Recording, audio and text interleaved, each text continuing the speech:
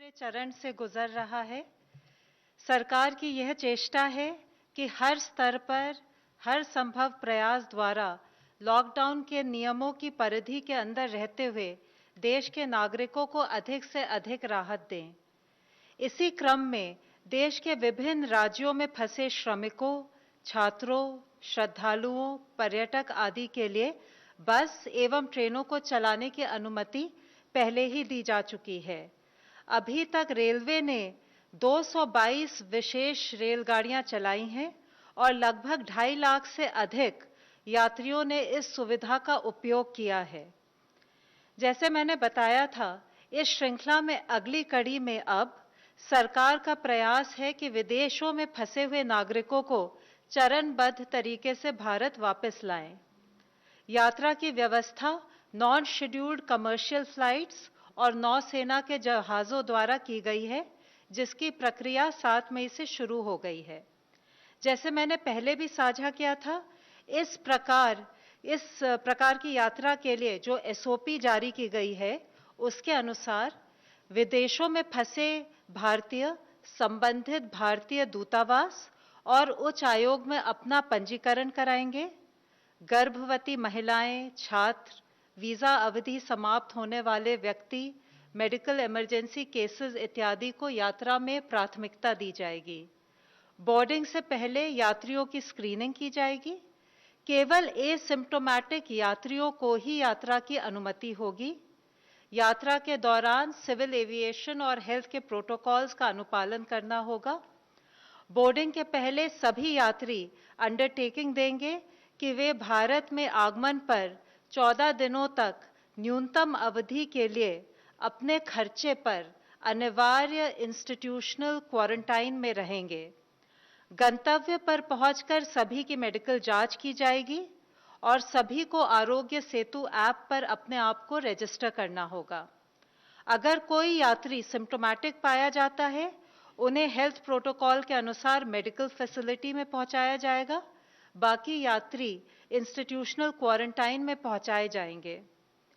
14 दिन के institutional quarantine के बाद इनका दोबारा कोविड टेस्ट किया जाएगा और स्वास्थ्य प्रोटोकॉल के अनुसार अग्रिम कार्यवाही की जाएगी। इंस्टीट्यूशनल क्वारंटाइन की व्यवस्था संबंधित राज्य या केंद्र शासित प्रदेश की सरकार की करेगी। विदेश मंत्रालय यात्रियों की सूची उनके आगमन से पहले संबंधित राज्यों के साथ साझा करेगी। इसी प्रकार से बहुत से विदेशी ग्रीन कार्ड या ओसीआई कार्ड होल्डर्स और भारतीय जो विभिन्न कारणों से विदेश जाना चाहते हैं, उनके लिए भी यात्रा की व्यवस्था की गई है, बशर्ते गंतव्य वाला देश इन्हें अपने यहाँ प्रवेश की अनुमति दे। इवैक्यूएशन फ्लाइट्स द्वारा विदेश जाने वाले अंतर्राष्ट्रीय यात्रियों के लिए एयरपोर्ट्स अथॉरिटी ऑफ इंडिया ने भी एक एसओपी बनाई है, जिससे कि सोशल डिस्टेंसिंग, हेल्थ प्रोटोकॉल्स का एयरपोर्ट्स पर अनुपालन हो। एसओपीज के सफल क्रियान्वयन के लिए स्वास्थ्य मंत्रालय, विदेश मंत्रालय, गृह मंत्रालय, सैन्य मामलों के विभाग, सिविल एविएशन मंत्रालय और एयर इंडिया के वरिष्ठ अधिकारियों की एक इंटर मिनिस्टीरियल कोऑर्डिनेशन कमेटी का गठन किया गया है। यह कमेटी मिलकर एसओपी को लागू करने के लिए और व्यवस्थित तरीके से यात्रा को सफल बनाने के लिए सभी आवश्यक कार्रवाई सुनिश्चित करेगी। कमेटी संबंधित राज्य सरकारों के साथ विदेश से आने और जाने वाले व्यक्तियों की यात्रा की व्यवस्था के लिए समन्वय करेगी। इस क्रम में नौसेना का जहाज आईएनएस जलश्वा मालदीव्स पहुंच गया है और वहां से लगभग 700 यात्रियों के साथ, जिनमें बच्चे और महिलाएं शामिल हैं, आज रवाना होगा। यह अनुमान है कि 10 मई की रात तक यह कोची पहुंचेगा।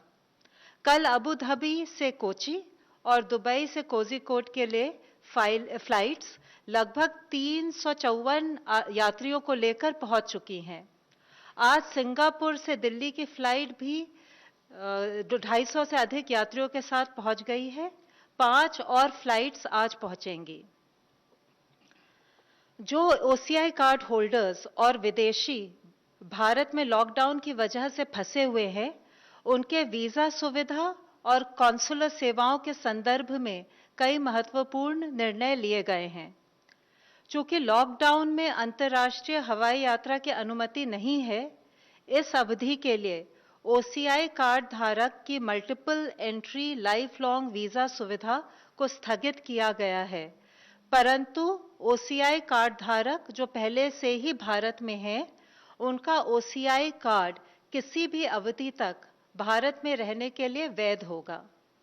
प्रतिबंध के दौरान अगर ओसीआई कार्ड धारक बहुत आवश्यक कारणों से भारत की यात्रा करना चाहें, तो वे भारतीय मिशन से वीजा के लिए संपर्क कर सकते हैं। जिन विदेशी नागरिकों का वीजा एक्सपायर हो रहा है, उनके ऑनलाइन आवेदन पर उनके वीजा को ग्रेटिस आधार पर यानी बिना शुल्क लिए एक्सटेंड किया जाएगा। ये सुविधा रेगुलर या ई वीजा दोनों के लिए उपलब्ध है। इस एक्सटेंशन पर ओवरस्टे की पेनल्टी नहीं लगेगी। भारत द्वारा अंतर्राष्ट्रीय हवाई यात्रा पर प्रतिबंध हटाने के 30 दिनों की अवधि तक यह वैलिड होगा। मैं फिर से सबसे अनुरोध करूंगी कि यात्रा के दौरान सार्वजनिक स्थानों पर, कार्यस्थलों पर हम राष्ट्रीय निर्देश, सोशल डिस्टेंसिंग और हेल्थ प्रोटोकॉल्स का पूर्ण रूप से अनुपालन करें, जिससे कि कोविड-19 संक्रमण से हम अपना और औरों का बचाव कर सकें। धन्यवाद। धन्यवाद। स्वास्थ्य मंत्रालय के प्रतिनिधि प्लीज। देश में अब तक 16,540 पीपल कोविड-19 से क्योर हो चुके हैं और total 37,916 cases active medical supervision में हैं। पिछले 24 घंटे में अगर हम देखें तो पाते हैं कि कंफर्म केसेस की संख्या में 3,390 केसेस का इंक्रीज नोट किया है, पर साथ ही 1,273 पेशेंट्स क्योर भी हुए हैं। इस तरीके से हम देखते हैं कि क्योर पेशेंट की संख्या में लगातार वृद्धि हो रही है, जो कि एक पॉजिटिव न्यूज़ है। हमारी रिकवरी परसेंटेज देखें तो वह अभी 29.36% हो चुकी है, यानी कि अब तक हॉस्पिटलाइज हुए पेशेंट में से लगभग हर 3 में से 1 पेशेंट रिकवर क्योर हो चुका है और यह रिकवरी रेट, जैसे कि हम बताते रहे हैं, लगातार बढ़ रहा है। कल तक का डेटा देखें तो हम पाते हैं कि जो हमारे पेशेंट एक्टिव मेडिकल सुपरविजन में हैं, उनमें से 3.2% ऑक्सीजन सपोर्ट पर हैं, 4.7% आईसीयू सपोर्ट से रिलेटेड सर्विसेज पा रहे हैं और साथ में 1.1% पर्सन जो हैं वह वेंटिलेटर सपोर्ट पर हैं। हमारे कंट्री में अगर हम देखें तो पाते हैं कि 216 जिले ऐसे हैं जहां पर कोई केस रिपोर्ट नहीं हुआ है। 42 ऐसे जिले हैं जिनमें पिछले 28 दिन से कोई केस नहीं आया है। 29 ऐसे जिले हैं जहां पर पिछले 21 दिन से कोई केस रिपोर्ट नहीं हुआ है। 36 ऐसे जिले हैं जहां पर कि पिछले 14 दिन से कोई केस नहीं आया है और 46 ऐसे जिले हैं जहां पिछले 7 दिनों से कोई केस नहीं आया है। हमारा एफर्ट है कि हम फील्ड पर कंटेनमेंट और फिजिकल डिस्टेंसिंग का पालन करते हुए इन जिले की संख्याओं को बढ़ाएं। भारतीय रेलवेज ने 5,231 कोचेस को कोविड केयर सेंटर्स के रूप में कन्वर्ट किया है और उनको 215 आइडेंटिफाइड रेलवे स्टेशन पर रखा जाएगा। इन कोचेस का यूज मिनिस्ट्री ऑफ हेल्थ द्वारा 7 अप्रैल को जारी किए गए दिशा निर्देशों के अनुसार वेरी माइल्ड और माइल्ड केसेस के ट्रीटमेंट के लिए किया जाएगा। यह इंश्योर किया जाएगा कि क्रॉस इन्फेक्शन से बचने के लिए सस्पेक्टेड और कंफर्म केसेस के लिए अलग अलग कोच डेजिग्नेट किए जाएं। जहां पर भी cases Covid care centre coach में एडमिट होते हैं, वहां प्रत्येक पेशेंट को या तो एक इंडिविजुअल केबिन असाइन किया जाए या जरूरत अनुसार 2 कंफर्म पेशेंट एक केबिन में रखे जा सकते हैं। 215 स्टेशन में से 85 स्टेशन पर इवन हेल्थ केयर स्टाफ भी रेलवे द्वारा प्रोवाइड किया जाएगा और एडिशनली जो 130 रेलवे स्टेशन हैं जहां पर ये कोविड केयर कोचेज होंगी, वहां स्टेट जब अगर उनकी रिक्वेस्ट के अनुसार स्टेट के द्वारा स्टाफ और एसेंशियल मेडिसिन प्रोवाइड की जाएंगी। रेलवेज ने 2,500 डॉक्टर्स और 35,000 पैरामेडिक्स को भी कोविड-19 मैनेजमेंट के लिए डिप्लॉय किया है। इसके साथ ही आईसीएमआर ने प्रोजेक्ट प्लेसिड के तहत प्लेसिड यानी phase 2 open label randomise control trial को उनको नेशनल एथिक्स कमेटी से मंजूरी मिल गई है, जिसके तहत आईसीएमआर कॉन्वलेसेंट प्लाज्मा की सेफ्टी और एफिकेसी को असेस करने के लिए क्लिनिकल ट्रायल्स 21 हॉस्पिटल में करेगा, जिसमें से कि 5 अस्पताल महाराष्ट्र से हैं, 4 गुजरात से हैं, राजस्थान, तमिलनाडु, मध्य प्रदेश और उत्तर प्रदेश से 2-2 अस्पताल हैं। साथ ही पंजाब, कर्नाटक, तेलंगाना, चंडीगढ़ से 1 अस्पताल है। कल माननीय स्वास्थ्य मंत्री और माननीय आयुष मंत्री उन्होंने मिलकर आयुष संजीवनी एप्लीकेशन का लॉन्च किया, जिसको कि आयुष मंत्रालय ने मिनिस्ट्री ऑफ आईटी के द्वारा डेवलप किया था। साथ ही 2 इंटरडिसिप्लिनरी क्लिनिकल रिसर्च स्टडीज जो एक जॉइंट इनिशिएटिव के रूप में आयुष मंत्रालय, मिनिस्ट्री ऑफ हेल्थ और ministry of science and technologies ICMR के साथ मिलकर उसको भी लॉन्च किया गया।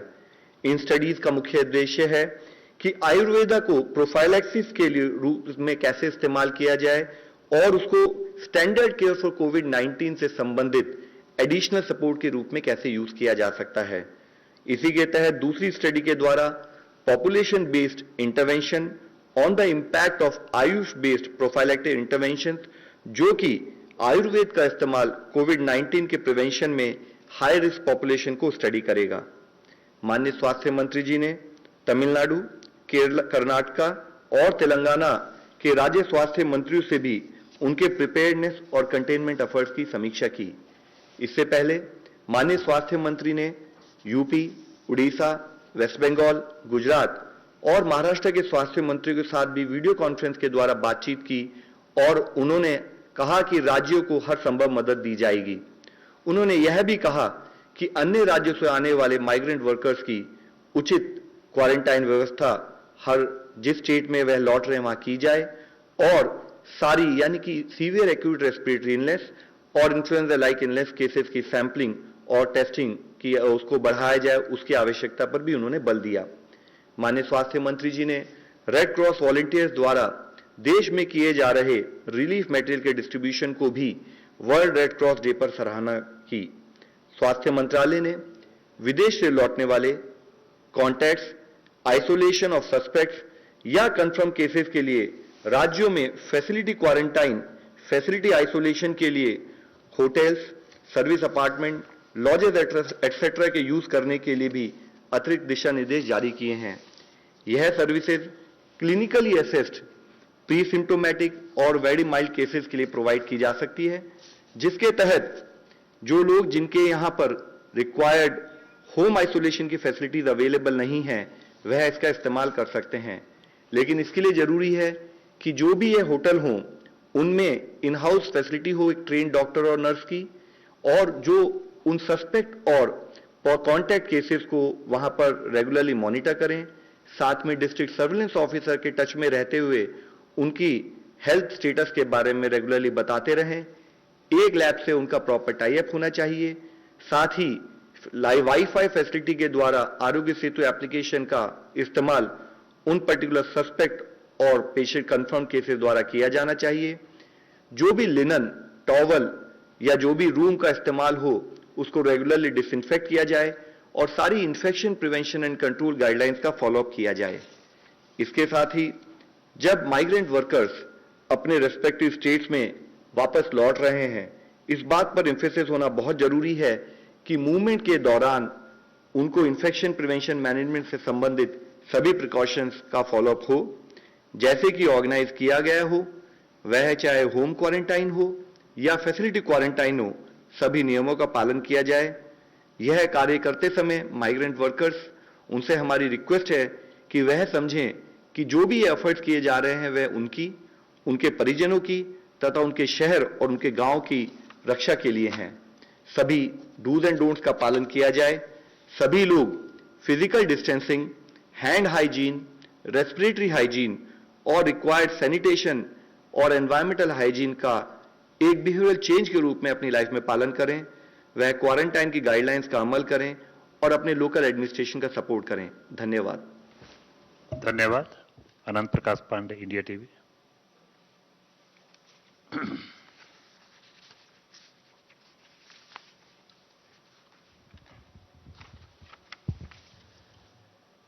सर, कल एम्स के डायरेक्टर का एक बयान आया कि जो कोरोना का पीक है वो जून जुलाई तक जाएगा, तो क्या हम इस लड़ाई को इतने लंबे समय तक लड़ने के लिए तैयार हैं और क्या हमारा मेडिकल सिस्टम जो है वो तैयार है इतनी लंबी इस लड़ाई को लड़ने के लिए? एक और सवाल है कि सर, ये फेविपिराविर जो ड्रग को लेकर उसके क्लिनिकल ट्रायल्स के लिए आईसीएमआर ने कहा है, तो ये दवा कितनी कारगर है अगर इसका ट्रायल सफल होता है तो? सर, विद रेस्पेक्ट टू जैसे कि एम्स के डायरेक्टर साहब ने कहा है और इससे पहले भी हम लोगों ने कई बार चर्चा की है कि अगर हम रिक्वायर्ड डूज एंड डोंट्स का पालन करेंगे, required processes in terms of clinical management उसको फॉलो करेंगे, तो हो सकता है कि हम पीक को अचीव ना करें, हमारा कर्व इसी तरह से फ्लैटन रहे। लेकिन जिस भी समय पर अगर हम कोई भी प्रिकॉशंस का, रिक्वायर्ड प्रोसेसेस का पालन नहीं करते हैं तो केसेस में स्पाइक आने की संभावना रहती है, जिसके लिए ही हम आपके द्वारा सबसे रिक्वेस्ट करते हैं कि काइंडली हमें हर तरह का सपोर्ट दिया जाए, कम्युनिटी सपोर्ट मिले, फील्ड में हर तरह से एक्शन और सपोर्ट हमारा उस तरह से चलता रहे कि हम उस पीक को ऑब्जर्व ना कर पाए। आपने कौन सी दवाई के बारे में जी? रेमडेसिविर। देखिए, जैसे इसके बारे में हम बता चुके हैं कि काफी पर्टिकुलर ड्रग्स में जो हम रिसर्च कर रहे हैं उनके रिसर्च के प्रोटोकॉल होते हैं, चाहे वह हमारी जो अभी हमने जैसे एचटीक्यू की बात की, इससे पहले कभी हम बात कर चुके हैं कि जो हमने प्रोफाइलैक्सिस और ट्रीटमेंट के लिए किया है। इसके साथ ही हमारे बहुत सारे और कैंडिडेट हैं और हमारी और भी जो ओल्ड ड्रग्स है उनका रीपर्पजिंग का भी प्रोसेस चल रहा है। उनके रिजल्ट आने में टाइम लगता है, जैसे ही कोई रिजल्ट आएगा पॉजिटिव, हम भी उसी हर्ष और उल्लास से आपके साथ उसको शेयर करेंगे। मिस्टर नतेंद्र, दूरदर्शन। सर, आप मुंबई का दौरा करके आए हैं। करीब 3 ऐसे स्टेट हैं, महाराष्ट्र, गुजरात और दिल्ली, जहां सबसे ज्यादा केस है। तो क्या इन केस में आप कांटेक्ट ट्रेसिंग कर पा रहे हैं या सोर्स ट्रेसिंग कर पा रहे हैं? क्या ये आउटब्रेक है या फिर ये कम्युनिटी ट्रांसमिशन है या क्या है? क्या वजह है कि इतनी सारी केसेस आ रहे हैं? सेकंड क्वेश्चन मेरा रिसर्च से रिलेटेड है कि जो टेस्टिंग किट है जो भारत में भी बना रहा है, CSIR डेवलप कर रहा है, वो कब तक आ जाएगा? और ये जो रैपिड टेस्टिंग किट की बात हो रही थी, उस पे सर्विलांस में कितना मदद मिलेगा अगर इस तरह की चीजें आएंगी तो? सर, जैसे हम सब लोगों को अवगत है कि कुछ स्टेट्स में पिछले कुछ दिनों में संख्या में बढ़ोतरी हुई है, जिसमें महाराष्ट्र भी है, गुजरात भी है, दिल्ली भी है, तमिलनाडु, राजस्थान, मध्य प्रदेश, इन स्टेट्स में ओवरऑल काफ़ी केसेस भी रिपोर्ट हुए हैं। हमारे लिए ज़रूरी है कि government of India state government के साथ कोऑर्डिनेट करते हुए किस तरह से हम अपने कंटेनमेंट एफर्ट्स को और स्ट्रेंथन करें ताकि हम उन केसेस की, उनमें जो प्रोग्रेस हो रही है उसको हम रोक पाएँ। जिसके लिए ज़रूरी है कि हमारे कंटेनमेंट एफर्ट्स बहुत ही स्ट्रिंजेंट हों और साथ में जितने भी हमारे प्रोसेसेस हमने बताए in terms of physical distancing, उसका फील्ड लेवल पर प्रॉपर तरीके से पालन हो। With respect to research and rapid diagnostic kits, हम लोगों ने इससे पहले भी इसके बारे में बात की है कि जब कुछ रैपिड डायग्नोस्टिक किट से संबंधित उनकी एफिशिएंसी और एफिकेसी के ऊपर कुछ कंप्लेंट आई थी, तो उसके साथ ही आईसीएमआर ने उसको एग्जामिन किया और उसको एग्जामिन करते हुए डिटेल्ड गाइडलाइन जल्दी ही इशू करेंगे। ऑनलाइन क्वेश्चन है, is the home ministry considering to open restaurants, street corners, eateries, sweet shops etcetera in June first half in a graded manner? This is from Sunday Guardian, Navtan Kumar. I think it is too early to comment on this. Okay, mister Pranay Upadhyay, ABP news.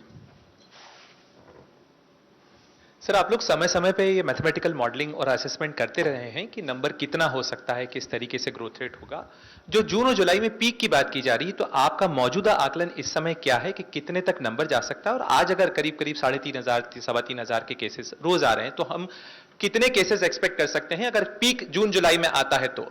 और इसी से जुड़ा हुआ है कि भारत में लोग जो इस चीज को लेके चिंतित हैं, तो क्या आप उन्हें सलाह देंगे कि जब पीक आएगा तो इससे ज्यादा क्या कॉशन और लिया जाना चाहिए? और दूसरा सवाल मेरा होम मिनिस्ट्री से है कि जिस तरीके की औरंगाबाद में घटना हुई है, मजदूर जो है रेलवे की पटरी पे मारे गए हैं, इस तरीके की घटनाओं को रोकने के लिए क्या कुछ रिवाइज गाइडलाइंस दी गई हैं कि मजदूरों तक ये कम्युनिकेशन जाए कि रेल में ट्रेनें चल रही हैं, इसलिए वो पटरियों पर पैदल न चलें? तो पहले प्रश्न के जवाब में मैं आपको बताना चाहूंगा कि सबसे पहले हमें यह समझना है कि कॉन्सेप्ट ऑफ पीक हम किस विषय में बात कर रहे हैं। तो हमें यह समझना पड़ेगा कि जब हम कोई एनालिसिस करते हैं, और जितना आप डिफरेंट टाइप के एनालिसिस इस टाइम डिफरेंट ऑर्गेनाइजेशन ने दी है, तो कुछ हजार से लेके कई करोड़ तक केसेस का आकलन उन्होंने प्रोजेक्शन में दिया है। हमें ये समझने की जरूरत है कि जब हम कोई एनालिसिस करना चाहें उस केस में, उसके वेरिएबल्स इस टाइम इतने ज्यादा हैं कि उसके कारण से ही जो ये फिगर्स जो डिफरेंट ऑर्गेनाइजेशन प्रोड्यूस करते हैं वो इतनी ज्यादा होती हैं, इतनी वाइडली वेरिंग होती है कि उसके बेसिस पर एक फील्ड एक्शन को डिटरमिन करना I think it will be slightly difficult.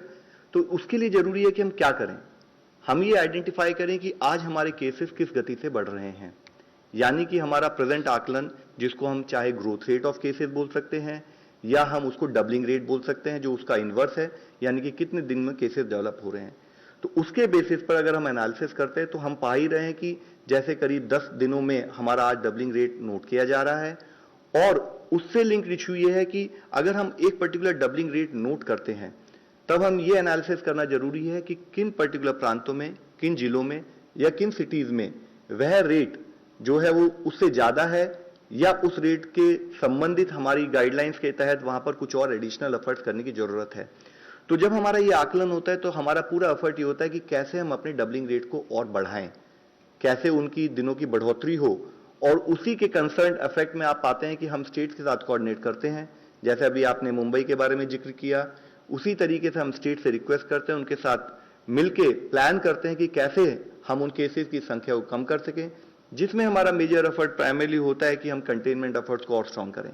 इसमें यह समझने की जरूरत है कि आज अगर हम लोग कलेक्टिवली इस दिशा में काम करते रहें तो जिस तरीके से जो केसेस का ग्राफ हमें मिल रहा है, शायद कुछ हद तक अगर हम इसको मैनेज कर पाएंगे, ये सिचुएशन दिखती है, आराम से हम इसको मैनेज कर सकते हैं, दिखती है।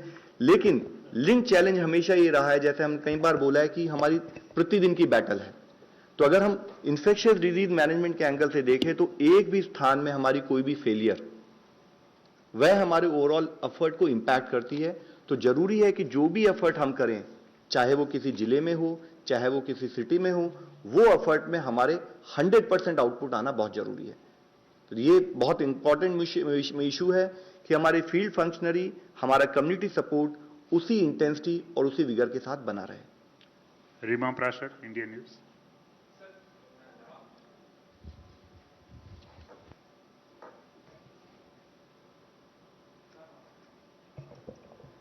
जो इंसिडेंट आप डिस्क्राइब कर रहे हो बहुत ही दुर्भाग्यपूर्ण घटना थी। समय समय पर स्टेट गवर्नमेंट्स और यूनियन टेरिटरीज को हम बार बार यही कह रहे हैं कि जो भी हमारे दिशा निर्देश हैं और एडवाइजरीज हैं उसको ग्राउंड लेवल तक पहुंचाएं, but it was a very दुर्भाग्यपूर्ण घटना। सर, जिस तरह से पिछले 3 से 4 दिन में केसेस बढ़े हैं, उसके बाद अब मौजूदा ग्रोथ रेट के बारे में आप क्या कहेंगे, और खासकर डबलिंग रेट किस तरह से जो बदला है वो आज की डेट में कितना है? आई थिंक इसी के साथ में लास्ट क्वेश्चन जो है ऑनलाइन सिमिलर क्वेश्चन है। I just add one, will take your question later. It has been almost 1 week that government issued a list of red, orange and green districts. Has there been a change in their numbers? What is the government's top concern today as daily COVID cases continue to increase to the expectations that the disease graph will start to regress by now?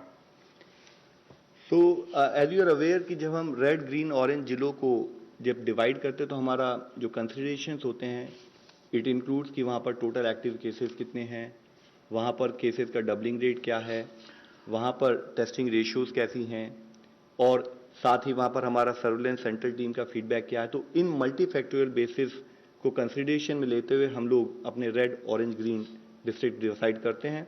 इसके तहत 30 अप्रैल को हमने एक list states को circulate की थी और अभी जो एग्जिस्टिंग डेटा है उस पर एनालिसिस करके रिवाइज लिस्ट भी हम स्टेट को प्रोवाइड कराएंगे।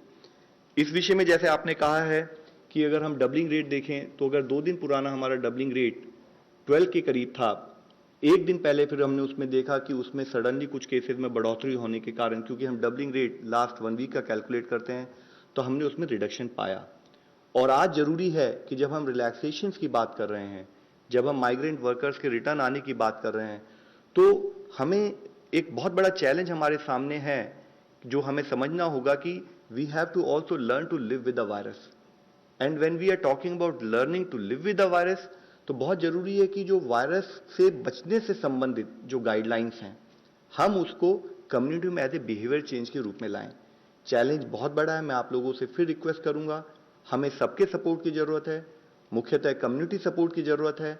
सरकार जब एक एफर्ट्स अपने in terms of containment measure कर रही है तो आज जरूरत है कि कंटेनमेंट जोन के अलावा भी जो अक्रॉस द कंट्री हमारे जो जिले, हमारी पॉपुलेशन फैली है, वहां पर एक बिहेवियरल चेंज के रूप में ये सारी प्रैक्टिसेस इंप्लीमेंट की जाएं। Last question, Brahm Prakash Dubey ji from G News. Sir मेरा सवाल ये है कि जो वीकली आप ये आइडेंटिफाई करते हैं कौन कौन से रेड जोन है, ग्रीन और ऑरेंज जोन, तो उनकी क्या स्थिति है, क्या उसमें कोई बदलाव हुआ है? और आप मुंबई भी गए थे कल, तो क्या वहां की क्या स्थिति है? कौन से स्टेट्स आपके लिए अभी चुनौती बन रहे हैं? सर, जैसे मैंने आपको बताया है कि जो डेटा आता है स्टेट से, हम उसको एनालाइज करते हैं और जल्दी ही हम जो revision in terms of red, orange और ग्रीन है वो आपको और स्टेट्स को आपकी नॉलेज में ले आएंगे। उसके ऊपर एनालिसिस चल रही है, 1 या 2 दिन के अंदर based on the available data वो एनालिसिस करके स्टेट्स को कम्युनिकेट की जाएगी। Thank you, friends. Thank you very much.